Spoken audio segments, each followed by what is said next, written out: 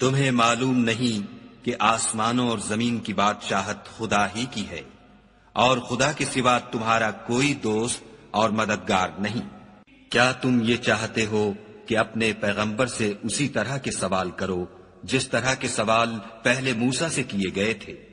और जिस शख्स ने ईमान छोड़कर उसके बदले कुफ्र लिया वो सीधे रास्ते से भटक गया। बहुत से अहले किताब अपने दिल की जलन से ये चाहते हैं कि ईमान ला चुकने के बाद तुमको फिर काफिर बना दें, हालांकि उन पर हक जाहिर हो चुका है।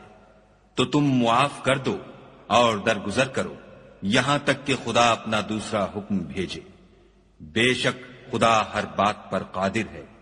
और नमाज अदा करते रहो और ज़कात देते रहो, और जो भलाई अपने लिए आगे भेज रखोगे उसको खुदा के हां पालोगे। कुछ शक नहीं कि खुदा तुम्हारे सब कामों को देख रहा है।